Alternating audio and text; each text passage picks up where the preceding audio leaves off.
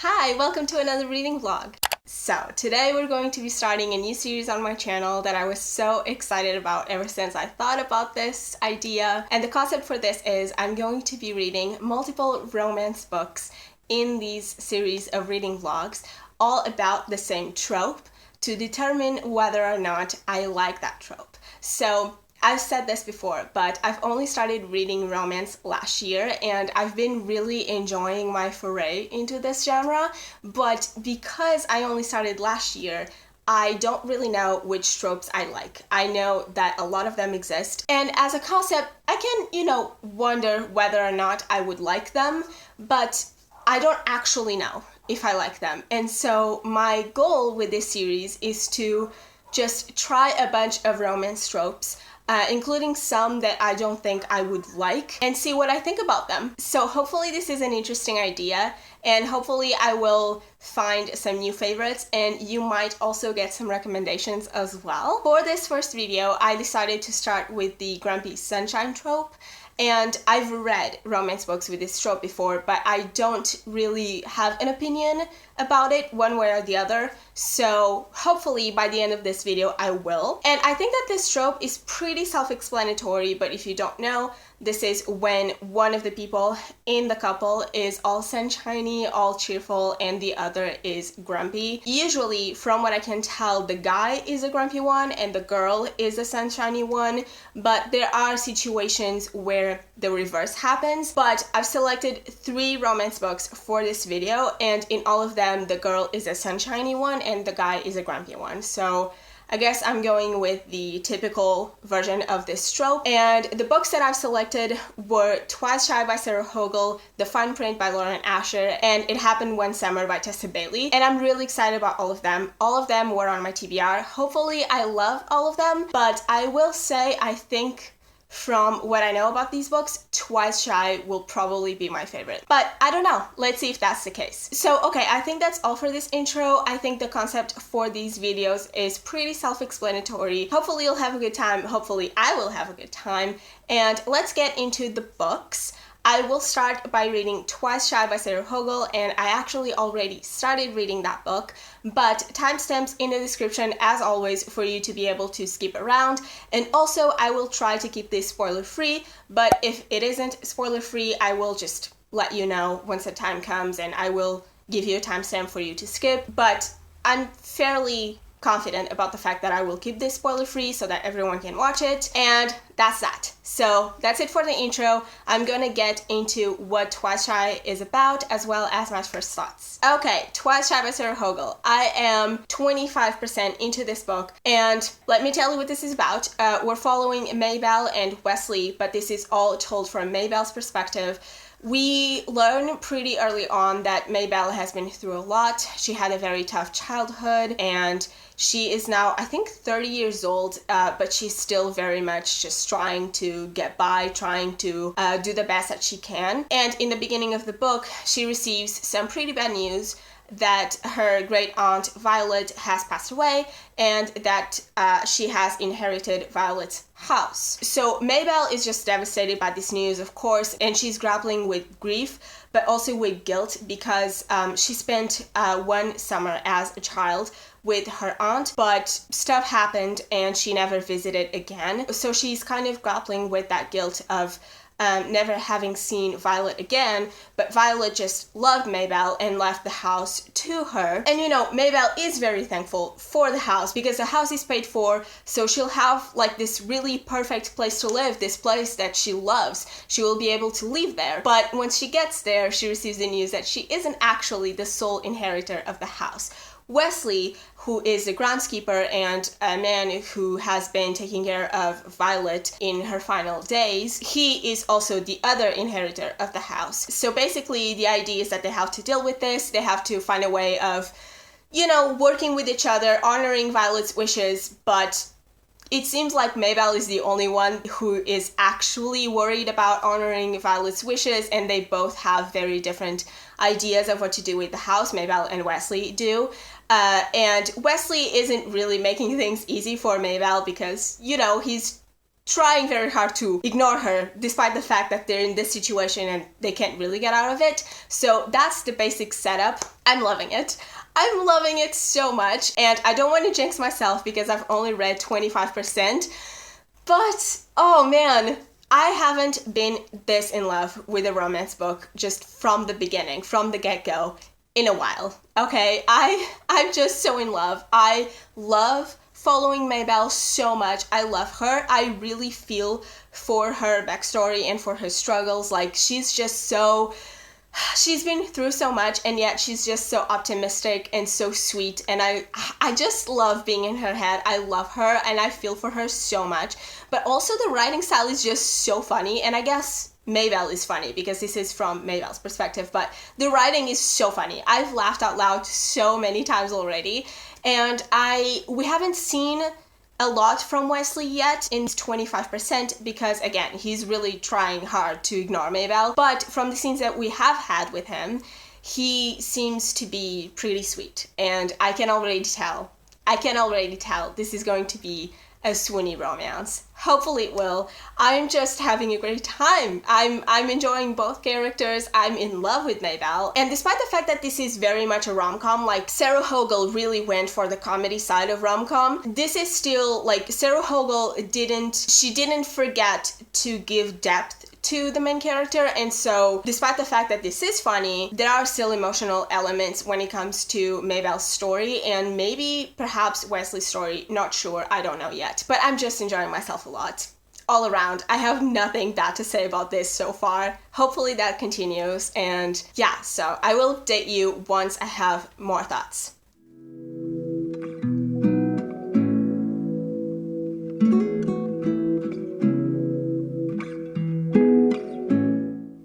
Okay, updates. Let's do this. Twice Shy. I am 60% into it right now, and I'm still absolutely loving it. I have to say, I usually prefer dual POVs in my romances. I like to have both perspectives, but in this case, we only have Maybelle's POV, and I still really love it.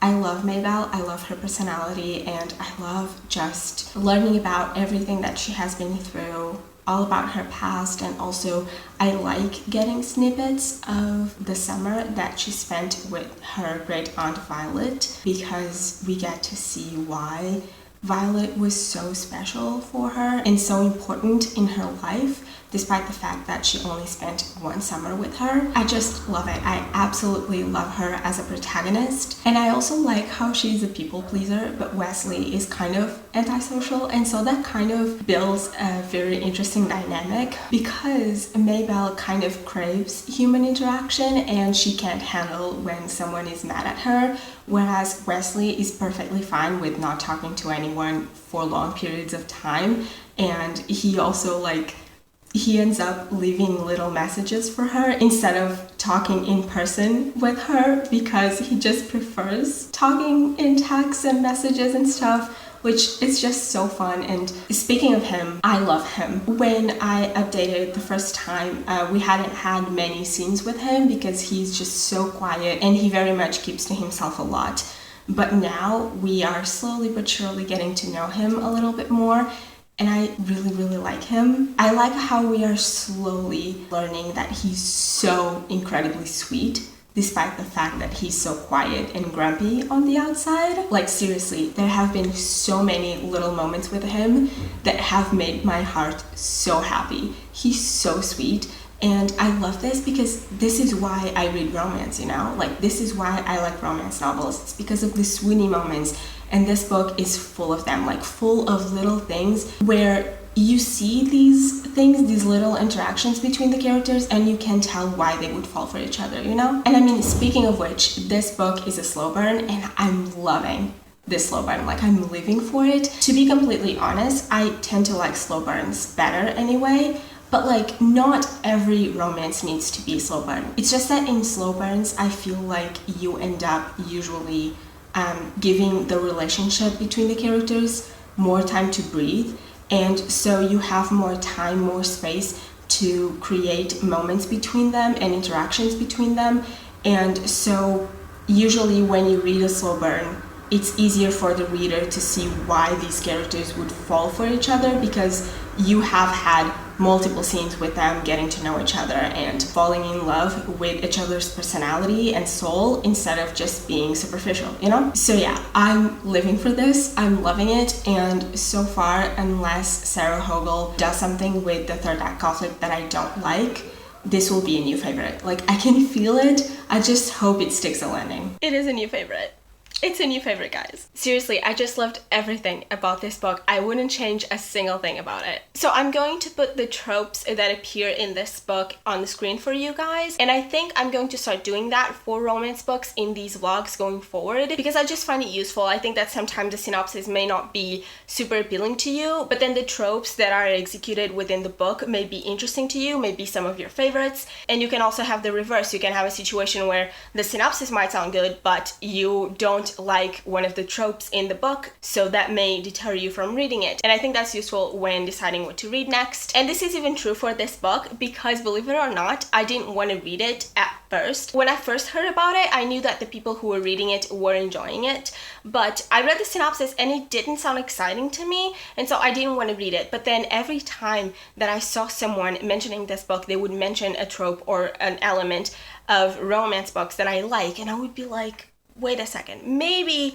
this is my thing, and it very much was. I'm just so glad I read this book. You know that feeling when you finish reading a book and you just feel so grateful towards the author for having written the book and for letting it exist in this world, because that's exactly how I feel right now. I'm just in love. Like, seriously, do yourself a favor and read this, especially if you're looking for a comforting read, because this book is just the sweetest thing I've ever read. It's so good. I think that this book honestly has a perfect tone, because I laughed out loud so many times, and yet at the same time, both Maybelle and Wesley had things that they were dealing with that were actually serious, and they had depth and they had flaws, and yet even then, when we were talking about the more difficult aspects of their lives, I still didn't feel sad. The tone of this book is just so well balanced, and I truly fell in love with these characters. Sarah Hogle just wrote them so well, and thank God this book actually had plenty of scenes between Maybelle and Wesley where you can see their feelings growing, you can see why they would like each other. It wasn't forced at all. It felt so natural, so organic. It was so well handled. And I wish I could give you examples of these scenes, but first of all, they would be spoilers, and second of all, there are just so many scenes that made me so happy that I wouldn't be able to choose from them. Seriously, I was so happy reading this book at the end that I was actually crying from happiness. I was swooning that hard. I was that happy about this. And going back to how I was praising Sarah Hogle so much for the way she wrote these characters, when I first updated the vlog about this book, I did say that in the very beginning we don't have a lot of scenes with Wesley because he's very quiet, he very much keeps to himself. But don't worry, despite the fact that this book is from Maybelle's perspective, and despite the fact that he's so quiet, you still get plenty of him. You get to know him really well, and his story, I just loved it so much. I fell in love with him as well, just like I fell in love with Maybelle, and this book truly honors both of these characters, and I thought it closed up their character arcs perfectly. Another thing that I loved about this was that it didn't actually have a third act conflict. Not really. There's a little thing that happens, but it's not really a conflict at all. It's just something that has to be solved, but it's really quick, and I don't think it's a third act conflict. I wouldn't say it is. And if you, just like me, get frustrated by third act conflicts because you feel like they exist just because and aren't usually productive and usually are very frustrating, don't worry, you're safe with this one. Also, by the way, this does not have any steamy scenes. It's a closed door romance. I think you would say it's a closed door because there are things implied, but there's nothing shown. So if you try to stay away from spicy books, then you're safe with this one. If you like spicy books, maybe wouldn't be your thing, but I typically like steamy scenes, and in this one it didn't bother me that we didn't get one because I was just so enthralled by the story and the characters that I didn't really care about that. And I read romance for the romance, not necessarily the steamy scenes, so I was perfectly fine with it. But yeah, basically that's it. I just absolutely loved it. I wouldn't change a thing. I highly recommend it. Please pick it up. Do yourself a favor. You may not like it. You may think that maybe perhaps Maybelle may be a bit too quirky for some people, but I don't think she is, honestly. I did think she was quite relatable sometimes. But either way, I'm just so pleased by this experience, and now I can't wait to read You Deserve Each Other by the same author. I do think that that one doesn't sound my thing necessarily, but I just love this one so much that I need to pick that one up as well. It Happened One Summer by Tessa Bailey. I am about halfway through. Let me tell you what this is about and my first thoughts. So in this one, we follow both Piper and Brendan, and this is a dual POV, so we get both perspectives. And Piper is a rich socialite from Los Angeles who doesn't really do much with her life besides just, being in a public eye, and she doesn't really have a lot of responsibility because all the money that she has is her stepdad's money, and so she just has everything that she needs, and so she doesn't need to work. She doesn't need to do anything. And one night she throws a party, messes up, and gets thrown in jail.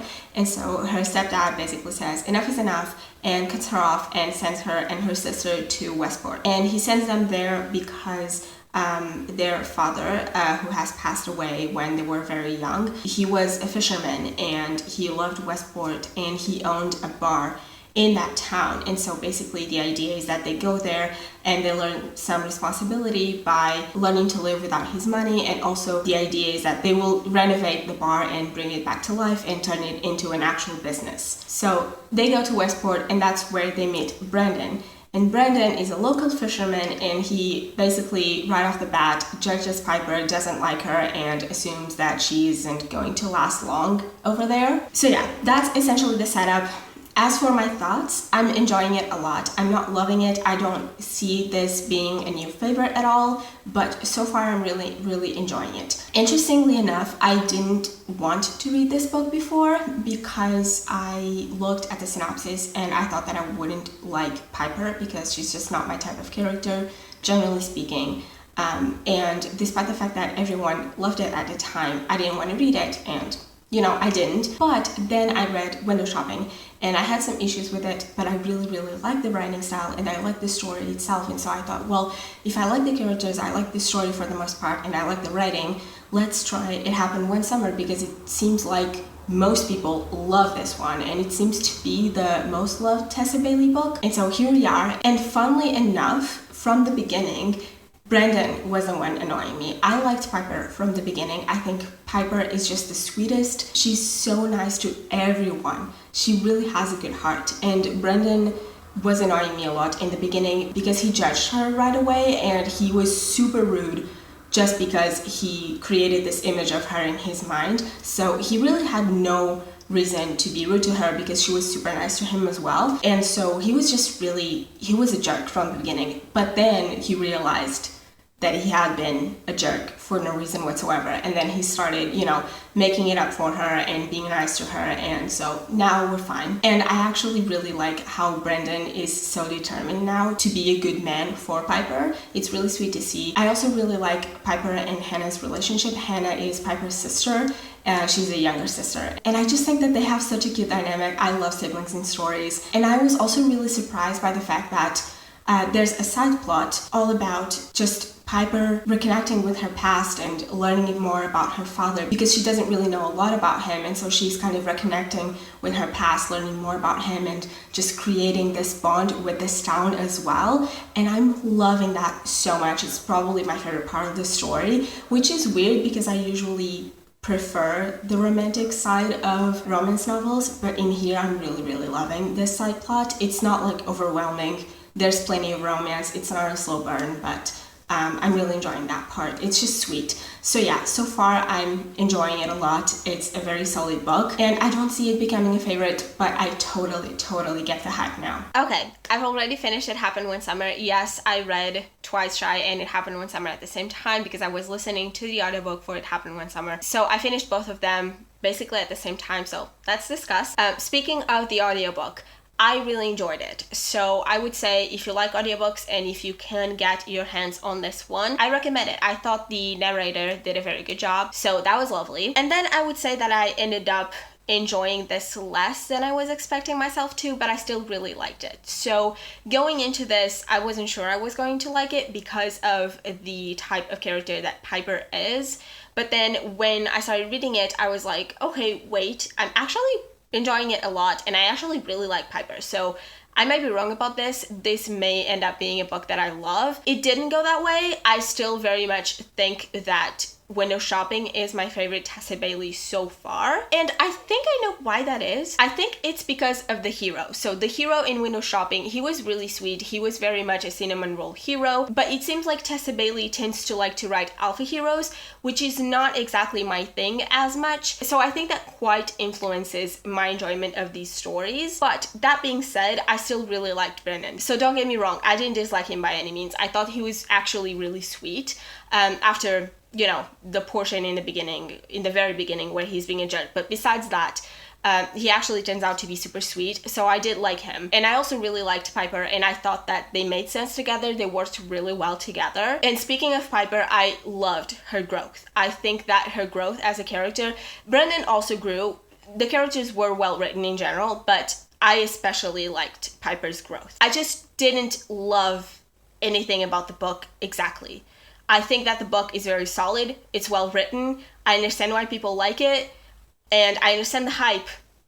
I just didn't love anything. I really liked everything, but I didn't love anything, if that makes sense. And I was trying to figure out why that is. I was trying to figure out why I think it's a good book, but not amazing by any means for me. And I think it's because of two reasons. And the first reason being that while I do like both Piper and Brendan, I don't love them. So I wasn't ever super connected to them or their relationship. But you know, that is definitely a matter of taste because they are very well developed. Like I said, they are well written. The relationship is well written. So it's just a matter of taste. In my opinion, in the way I felt about them is not a testament to how good the book is because again, I think it's well written. It's just not amazing for me. And then the second reason being that the two of them get together pretty quickly. I wouldn't necessarily say this is insta love because they get together after the halfway point of the book. But the thing is, usually I lose interest when the couples get together, which means that for me, there was still a good chunk of the book left after they got together. And that means that I kind of felt a bit more disconnected from the story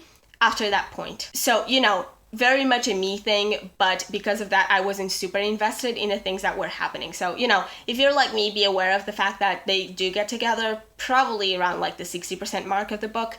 And I also didn't love the conflict between them. There was a lot of trying to avoid feeling what they were feeling. They were perfectly aware of the fact that they liked each other, and yet especially Piper, she was very much trying to resist that, and I understand why. I just didn't love that. So, you know, I didn't feel super attached to their relationship as a whole. But you know, I think it was well written. It just wasn't for me, but I can perfectly see how people with different tastes than mine would absolutely love this. One thing though, and this I actually didn't really like, was the steamy scenes. And I don't know why that is, because I really like the steamy scenes in Window Shopping, but I really didn't like them here, and I think it's because of the dirty talking. I didn't like it here.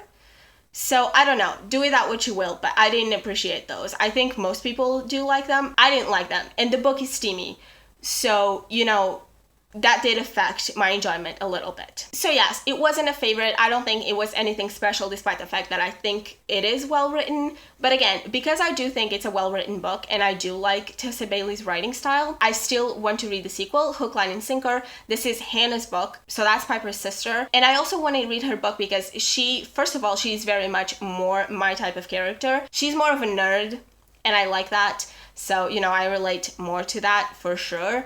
And also, it is a Friends to Lovers book, so I'm excited about that. And I want to see if I like Fox as a love interest. That's his name, right? I'm pretty sure it is, yeah. Either way, those were my thoughts on this book. I still really enjoyed my time reading it, and now I will update you later once I have thoughts on the fine print. Okay, so I am 25% into the fine print. Let's discuss, because I have thoughts. So first off, let me tell you what this is about. In this book, we're following Rowan and Zara. Rowan is one of 3 grandsons to what would be this world's version of Walt Disney.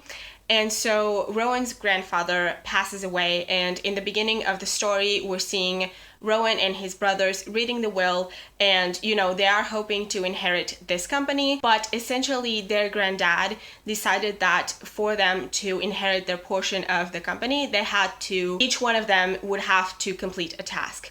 And Rowan's task is to become the director of Dreamland. So this is this world's version of Disneyland, obviously. And he would become the director, he would take over, and he would kind of renovate the park, bring the magic back, just make it better. And I guess the idea here is that the granddad is doing this because Rowan used to love to draw and be creative and have ideas and all that kind of stuff, but he kind of lost that. And so the granddad is doing this in the hopes of bringing that side of Rowan back. However, Rowan decides, nah, I'm just going to have my employees do this for me. And so he talks to the creators team, and he also opens up submissions for every employee to be able to send in some ideas. And that's because the creators are the ones in charge of coming up with the ideas for the park, with the rides and all that kind of stuff. But Rowan opens up submissions so that other employees that do other things in the park can submit ideas as well. And one of those ideas is Zara's idea.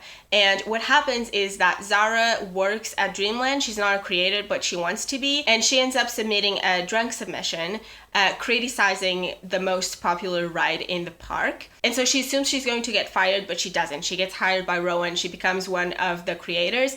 And that's mostly because her idea was really good, and Rowan is trying to renovate the park as quickly as possible to get away from it. So that's a setup, and it sounds good in theory, but the execution, I'm not loving it. I'm going to be honest. And I'm not even saying this in I'm enjoying it, just not loving it. No, I'm not really enjoying my time at all. I have a lot of problems with this. So I don't like either the characters or the writing so far.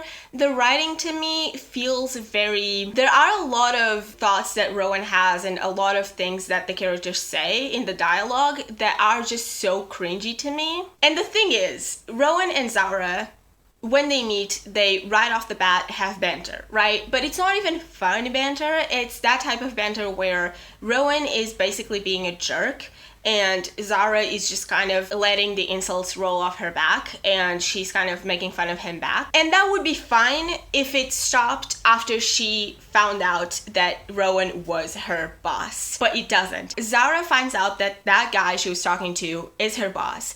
She gets hired by him despite the fact that she sent in a drug submission, and yet she doesn't think to herself, well, now I'm doing my dream job, I'm going to maybe not insult my boss. Maybe. No, she doesn't do that. She just keeps talking to him as if they're two high schoolers that don't like each other and have a sort of rivalry. No one would talk this way to their boss. No one. If you actually like your job and you want to keep it, no one would talk this way. It's just so unprofessional and unrealistic, and the way Rowan talks to her isn't better either. It's just as unprofessional. For instance, it's implied that Zara had some sort of relationship with Rowan's granddad, and this is, I think, the second time they're meeting, and she already knows, obviously, that Rowan is her boss. I think he's hiring her in this scene. And she says, "You're nothing like your grandfather described." What? Are you classmates with Rowan? Like, are you friends? What is this? Why are you talking this way? And this isn't even the worst of it. She actually insults him because he's a jerk, so she answers him. But, you wouldn't. And also, again, if this were realistic, Rowan also wouldn't talk to her the way that he does. And the thing is, right, I get it, romance sometimes has some plot lines, some setups that are not very realistic, and that's fine, but this is just too much for me. And another reason why I think I don't like the way this is being approached and the way this is being executed is because there's insta-lust. And I think there's going to be insta-love also, because here's the thing, Rowan and Zara, the first time that they see each other, they feel instantly attracted to each other. And then I think it's like the second or the third time they see each other, Rowan kisses her. Because not only is this man incredibly rude, he is also a drama queen, by the way, because another thing that I don't like about this writing is the way Rowan talks about himself. It feels like he's constantly feeling pity for himself. He's constantly being like, oh, I'm not that helpless boy anymore. I don't need the approval of my dad anymore. I'm strong now, and I got this far in life because I only trusted myself, and you can trust no one. And I get the idea, I get what the author is trying to do, and I don't think that the character type that Rowan is doesn't work at all. But the way she's letting us know some hints of his past is just so... First of all, she's more so telling us than showing us, which makes it hard to connect to Rowan. But also, he is so cynical about the world that I can't really connect. And also, again, not only is he incredibly melodramatic, not only is he rude to everyone, he also apparently can't control himself. Why would you kiss your employee? What is it about this woman that tells you, I can't resist kissing her despite the fact that I've barely talked to her at all? Like, come on, adults don't behave this way. Like, come on, man, control yourself. I don't know, there's so much about this setup that I don't like. And again, I don't like the insta-lust. And it seems like we're going into insta-love territory as well, because I'm 25% into this book and Rowan is already starting to think like, oh, it feels so good to make her laugh and I don't want to make her sad and I don't know why. And she's also thinking that like she's interested in knowing more about him and she wants him to like the ideas that she comes up with for the park, stuff like that. So I don't know, a lot is happening too quickly for my taste. It also feels so incredibly unprofessional and unrealistic to me. Again, in concept, this should work, but the execution is just so lacking to me so far. I'm not going to DNF it yet, at least. I'm going to give it a chance. I'm going to at least read 50% of it and see how I feel, but this isn't working out. So far, I don't get it. I don't understand the hype so far. I really don't. And I wish I did, because I wanted to love this. I wanted to love all of the books in this vlog. I don't read books that I don't want to like, and I don't want to dislike books. So anyway, I've already talked enough, and I'm going to keep reading. I want it to get better, and I hope it will. So I will keep reading, and I will update you later, hopefully with better things to say.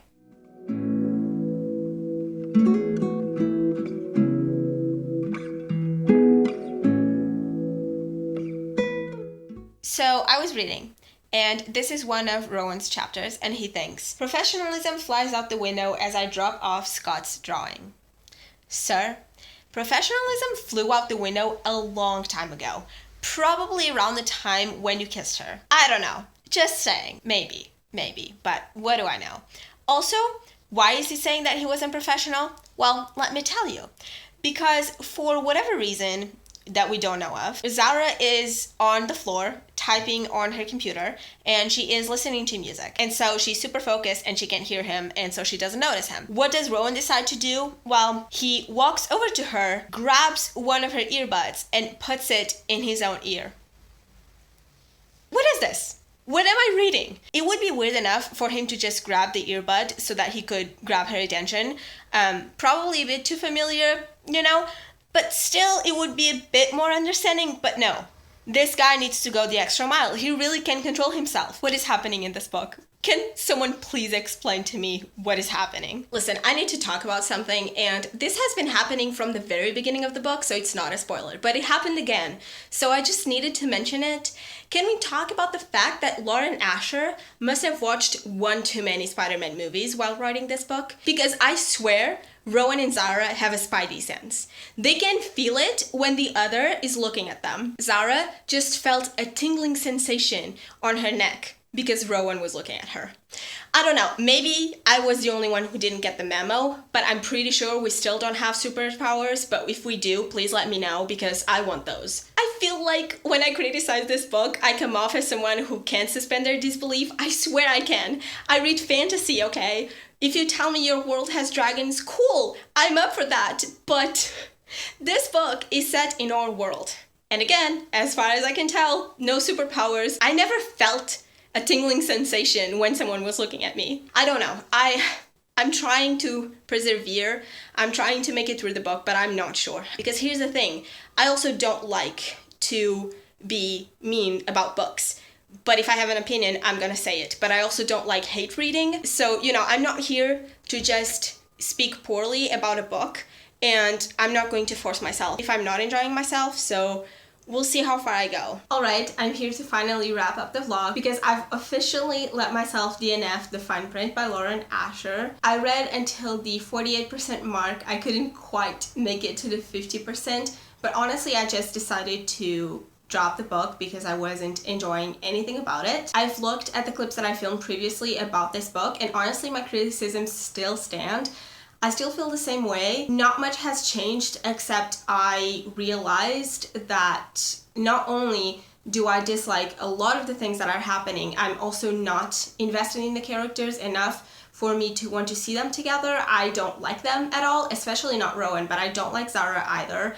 Again, I just think that they're so unprofessional and their banter and dialogue is just so unrealistic to me. This would never happen in real life.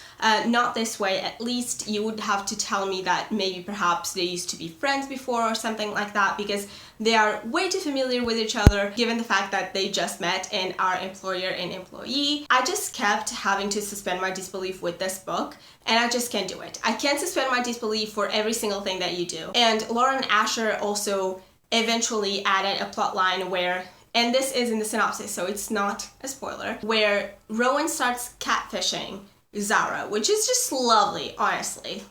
You know, who doesn't want a man who will catfish you? You know, it's just great. I just love Rowan, you know. I don't know, I honestly think that the biggest issue with this book is the writing, because yes, the characters aren't well done, but I think it has to do with the writing, because the setup could be well done if only the execution was better, if the character work was executed better, and if the progression of the relationship was executed better, if it felt more natural instead of forced. I think it could have worked. Because again, I don't think the setup itself is an issue, it's just the execution is not good. And you know, one of the things that kept happening, for instance, was that they didn't really have any reason to see each other and to connect. And so what Lauren Asher ended up doing was have Rowan go and see Zara over and over again without really having a reason to, and that could be fine, but that then lends itself to instant love, which I don't like. So I don't know, my criticisms, everything that I said before, they still stand. They were still, all of it was still happening 50% into the book. So I have no interest in seeing these characters together because I don't feel the chemistry, I don't like them, I don't want them together. And I think that part of the reason why you read romance, at least part of the reason why I read romance, is because I want to have a couple to root for, and I don't want to root for these characters at all. Especially not Rowan. Zara should find someone else. Rowan is not it. Anyway, that's that. I won't talk about it anymore. It's done. If you like it, I'm glad for you. It just wasn't for me, and that's fine. And now to actually finish up the vlog, let's just do kind of an overview and also talk about the Grumpy Sunshine trope, because that's partially why I'm here. I want to know if this is a trope that I like or not. So I would say that this vlog for the most part was a hit because I found a new favorite that I am absolutely in love with, and I also really enjoyed. It happened one summer and I had one DNF, but that's also good because it means that I wasn't invested in the book and I let myself, you know, just let it go instead of wasting time with it and hate reading it, because that wouldn't be constructive for anyone. So that's good too. As for the trope itself, I found that I just feel lukewarm about it. I don't dislike it, but I also don't love it. I think that for me, it's a trope that can be done well, but also can be done wrong. And the way it can be done wrong is if you have a grumpy character who is a jerk, because I don't like characters who are jerks to the heroines. And, you know, whatever you decide to do with your grumpy character, I need to be able to excuse it and to be fine with it at the end of the day. And, you know, that wasn't happening with the fine print, for instance. But with It Happened One Summer, for instance, I felt annoyed at Brandon in the very beginning, but then he immediately realized he was being an idiot, and so he started treating Piper really well, and he wasn't actually a bad person. So, you know, I think because I prefer cinnamon roll heroes, sometimes depending on the execution of this trope, I might not like it, depending on how the hero is executed, or the grumpy one in general is executed. And I also feel like this trope isn't enough for me to want to read a book. Like, if you tell me a romance book has a Grumpy Sunshine trope, I'm not going to become automatically interested in it, as opposed to, say, if you tell me a book is Friends to Lovers, I want to know more about it. You know, I want to see what else you have to offer within the Friends to Lovers, but I'm immediately interested. So Grumpy Sunshine, not really buzzword for me, and I also think that I need more than that. You know, I can't just have a Grumpy Sunshine trope. I need more tropes, more things. Like for instance, I absolutely love Twice Shy. Another trope that it had besides the grumpy sunshine was forced proximity, and from what I can tell, I really like that one, and so that was really nice. It Happened One Summer had the whole plot line with Piper kind of discovering more about her past and reconnecting with her past and with her dad, and I really like that. So I need more than the grumpy sunshine trope. It's not really a buzzword for me, and it can't carry a book by itself, but again, nothing against it, it has to do with the execution. One thing though that I really love about this trope is that at the end of the day, grumpy sunshine is opposites attract as well. I love the idea of someone who's grumpy, who's maybe a bit more cynical about the world, and then the sunshiny one kind of bringing that person out of their shell and bringing this levity and light into their lives that they were missing. And then the grumpy one can ground the sunshiny one, which is very much what happens with Maybelle in Twice Shy. Like, she mentions that she always needed someone to ground her, and I don't know, I eat that up. I actually genuinely think that that's partially what Lauren Asher was trying to do with Rowan and Zara, because Rowan was always constantly so surprised by how good of a person Zara was, because again, he's so cynical about the world, but I think he was too cynical for me, and I also didn't feel like they were doing enough for each other to where they were actually making a difference in each other's lives and where I understood why they would like each other. But if this trope is done well, if the opposites attract part of this trope is done well, I eat that up. It's so good. Like, even in It Happened One Summer, Tessa Bailey mentions multiple times how Brendan really likes his routines, but he starts kind of wanting to break those routines because of Piper. So, like I said, it's kind of the sunshiny one bringing the grumpy one out of their shell, and I love that. I think that's so sweet. So that's definitely the thing that I like the most about this trope. So yeah, that's it. Those are my conclusions. I'm not going to be super excited if I see that a new Grumpy Sunshine romance is coming out, but I'm also not going to be against it. I do like it. I just think that there's a balance to be had, especially considering my tastes. So whether or not I love this trope, I think it definitely depends on the way it's executed and the context. And as for the books that I read on this vlog, please let me know what you think of them, especially It Happened One Summer and the fine print. They're very well known, so let me know what your opinions on them are, even if you disagree with me, because I think a lot of people will disagree with me when it comes to the fine print. That's fine. I want to hear your opinion, and let me know what you think of Twice Shy as well, because that book is just amazing, and if you haven't read it but you're interested, please do. If you're gonna take something away from this video, is please read Twice Shy. But other than that, I had a lot of fun with this video. I hope you did too, and I will see you in my next one. Bye!